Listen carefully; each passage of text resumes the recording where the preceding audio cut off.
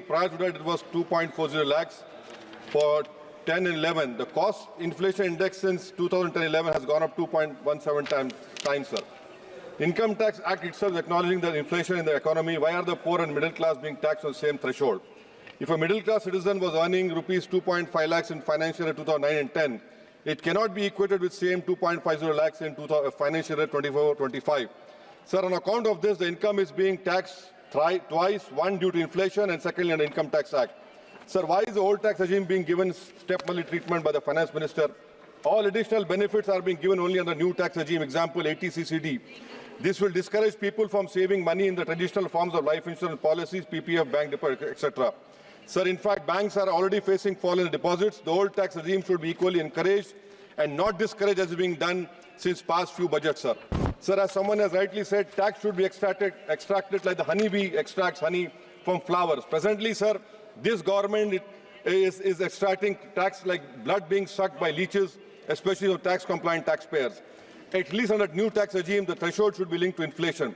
This will go a long way, sir, in demonstrating that the tax legislation is fair and that in turn will improve compliance. Sir, block assessment is sought to be reintroduced. Reassessment provisions are again sought to be tinkered. When the Parliament, in its wisdom, had done away with block assessment, proceedings for such cases, where is the need to revisit again? These frequent changes, sir, in such an important piece of legislation, which are unnecessary, unwarranted, will lead to avoidable litigation and further burden the courts. Sir, when concession was given decades back only on the basis of additional levy, can the concession be withdrawn while the additional levy continues? This is backstabbing, sir. This is exactly what has been proposed. STT was levied on buying and selling of equity shares and mutual fund units, accompanied with reduction in the tax rates on capital gains such securities, sir. Sir, now the rate of capital gain tax is proposed to be increased while the STT remains. People lose faith, sir, in the government with such steps. For example, sir, LTCG on equity shares, equity-oriented funds, existing is 10% over 1 lakh. Now proposed is 12.5% over 1.25 lakhs. STCG on equity shares UF is 15%, proposed is 20%. Sir, the LTCG gain tax on other assets is prima facie being reduced. Sir, however, the benefit of indexation is being withdrawn. Again, this is a derogate step. The CII method was well thought and has been working fine for the past several decades. Why repair something which is not being broken, sir? I'll give an example, sir. Purchase of a flat in 2001, existing is 15 lakhs, proposed is 15 lakhs. Index cost, sir, is 54, capital gains tax is 20.55 lakhs, proposed is 60 lakhs. Capital gain tax is 4.11 lakhs, proposed is 7.50 lakhs. This is an 82% increase in tax liability, sir. In fact, in all the new tax regime, the rate of 12.5% without intersection should be optional. As announced by the Finance Minister on August 6, it is not enough, sir, if it is made applicable prospective from July 23rd. The option should be left to taxpayer even for new assets purchased. Sir, where is this need for this new section? Section 194 TDS at 10% interest on capital remuneration to partners at rupees 20,000. The purpose, sir, of TDS is to ensure that the income does not escape taxation. In the case of firm, there is no such risk.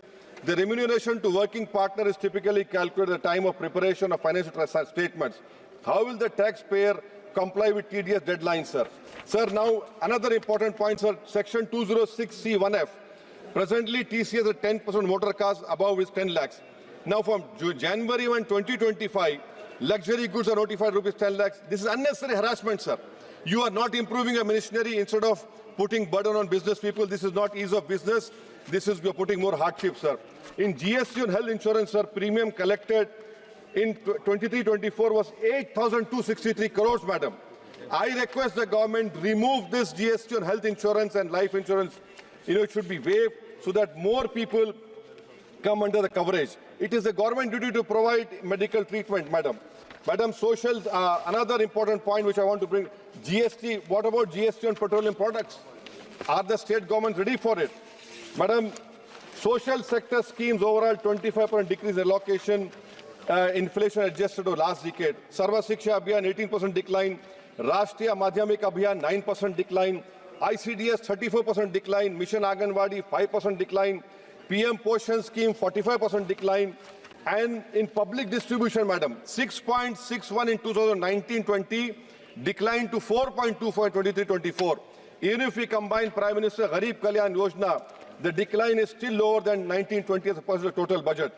Madam, in Ministry of Minority Affairs, the budget this year is same as 2012 and 13. The unit cost of post-matric and pre-matric scholarship for minorities has not changed since 2007 and 8. 1 minute, madam, I'm concluding. Has not changed since 2007 and 8. What that 80 rupees, 100 rupees still continuing? Madam, Ministry of Minority Affairs budget should have been increased to nearly 8,000 crore. That has not been done. Madam, 15th of August, we are going to celebrate our Yom-e-Azadi. In Yom-e-Azadi, madam, I'm reminded of Maulana Abdullah Khairabadi, who said that when I die,